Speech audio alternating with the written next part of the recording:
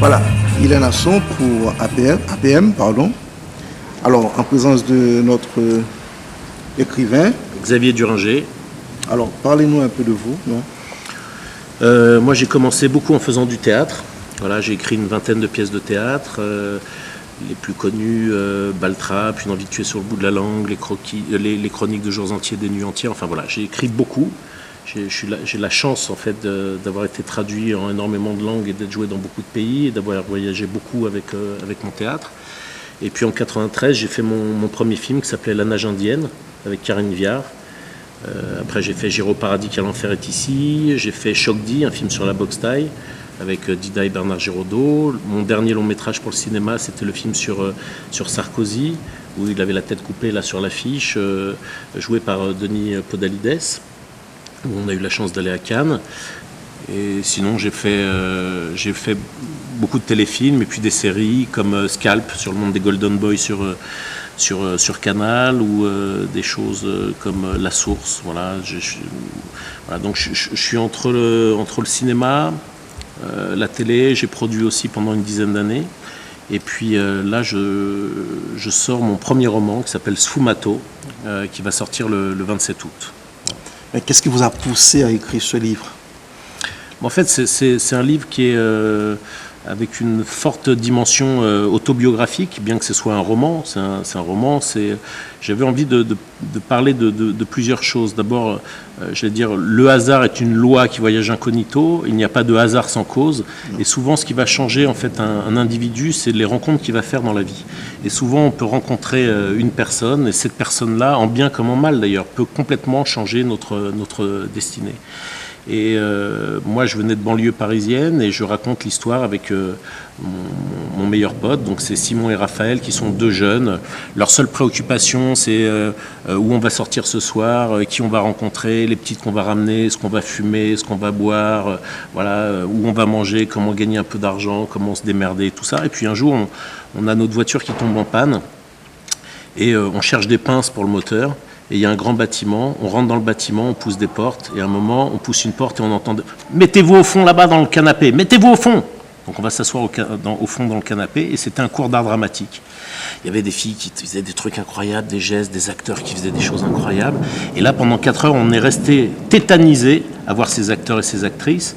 Et à la fin du cours, le maître des lieux nous a dit « Mais qu'est-ce que vous venez faire là? Vous voulez être acteur? Vous savez qu'ici c'est une école, c'est payant.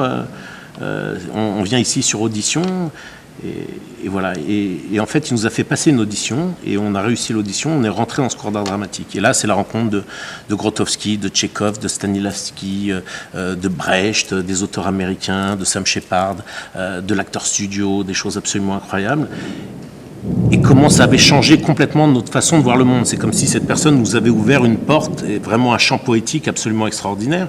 Et comment aujourd'hui, dans le monde aujourd'hui un peu dramatique, avec un Front National, des extrémismes de toutes parts, que ce soit de droite ou religieux, monde de partout, comment en fait la culture peut changer véritablement à la lecture d'un livre, d'une pièce de théâtre, d'un film, comment la culture et l'art en général peuvent changer une existence. Donc ça, j'avais déjà envie de raconter cette chose-là. Et la deuxième chose que j'ai rencontrée, la deuxième personne, c'est un homme qui s'appelait Victor au café, un vieux juif russe initié, qui était batteur de jazz de Coltrane et qui s'occupait qui était conseiller sur le Moyen-Orient à la Maison-Blanche. Moi, j'ai rencontré cet homme, il habitait à l'époque dans l'appartement d'Henri Miller, boulevard de Clichy.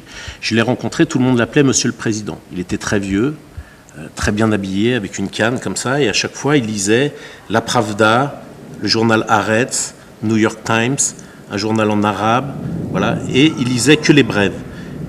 Et je l'avais entendu dire en fait qu'il ne faut jamais lire un papier, parce que quand on lit un papier, qui a donné l'information, pourquoi on écrit cette information et à qui elle profite, et qu'il y a toujours une idéologie dès qu'il y a un développement journalistique. Et donc il faut lire que les brèves dans tous les journaux pour avoir vraiment le sens de ce qui est en train de se passer. Et j'osais jamais lui parler. Et puis un jour, il y a 2 vieilles femmes russes qui rentrent dans le bar, et il parle avec elles en russe, et j'entends le mot théâtre. Et là, je me dis, je vais pouvoir lui parler. Donc je dis, excusez-moi, mais vous travaillez dans le théâtre ? Il me dit non, pas du tout, mais asseyez-vous. Je crois que le matin, vous prenez un café avec une goutte de lait froid, ce qui était vrai. Et là, ça a duré 3 ans, tous les matins, il m'a parlé de l'histoire du monde. Il m'a dit, voilà, l'histoire du monde, vous ne comprendrez rien au pays si vous ne comprenez pas ce qui s'est passé depuis 5000 ans, mais même peut-être d'une manière antédiluvienne, peut-être même depuis 11 000 ans. Et vous allez comprendre, si vous commencez en fait à comprendre les peuples et les flux migratoires des peuples au travers le temps, et c'est comme ça vient d'ouest en est, du soleil qui se couche, voilà, c'est l'océan, on est à la pointe la plus à l'ouest, c'est la terre des morts, l'endroit où le soleil se lève, par exemple, pour nous, on est indo-européens, c'est l'Afghanistan, pourquoi il se passe ci à tel endroit, c'est quoi Jérusalem, qu'est-ce que ça représente d'une manière symbolique et tout ça. Et puis, un jour, on se retrouve devant un tableau, et là, c'est la Joconde, de Da Vinci. Et il me dit, vous voyez un tableau? Je dis, oui, c'est un tableau, c'est le plus connu, voilà. Qu'est-ce que vous savez sur ce tableau? Donc, je lui dis 2-3 choses complètement banales. Et il me dit, vous le voyez comme un tableau, moi, je le vois comme une cartographie à l'huile. C'est une carte. Je dis, comment ça, une carte? Oui, à l'intérieur de ce tableau se cachent des secrets. Et des secrets qui vont se répéter, en fait, de Da Vinci à Raphaël, à Poussin et à d'autres. Il y a en fait des symboles qui sont cachés, il va falloir que vous déterminiez un centre de ce tableau, et avez-vous remarqué que derrière la Joconde, les 2 plans arrière ne correspondent pas, le plan d'eau aquatique ne traverse pas, ils ne correspondent pas. Qu'est-ce qu'il a voulu nous dire? Est-ce qu'il a voulu nous dire qu'il y a un personnage avec 2 plans derrière, ou est-ce qu'il y a 2 personnages qui sont cachés sur un même plan? Et à partir de là, il a commencé à me faire travailler sur les arrière-plans. C'est pour ça que le roman s'appelle Sfumato. Sfumato, c'est la technique de peinture de Léonard de Vinci qui fait des fines couches de fumée comme ça les unes sur les autres. Et il m'a dit, voilà, vous allez étudier cette chose-là. D'abord, qu'est-ce qui cache? Où ça se cache? Et en 3e lieu, vous allez retrouver, vous, sur le terrain d'une manière géographique, ce qui est caché à l'arrière de ces tableaux. Et j'ai commencé à chercher dans ces tableaux et m'apercevoir que certains tableaux de Da Vinci ou de Raphaël ou de Poussin avaient exactement les mêmes arrière-plans, une même montagne, un même lieu. Et que ce lieu était aussi codifié par Jules Verne dans certains de ses romans. Et donc je me suis mis en quête de cet endroit et de ce que cet endroit révèle. Donc c'est un roman à clé, mais c'est un roman qui est véritablement travaillé sur du réel, sur les grands secrets qui se cachent à l'intérieur de l'art. Voilà ce que j'ai voulu faire.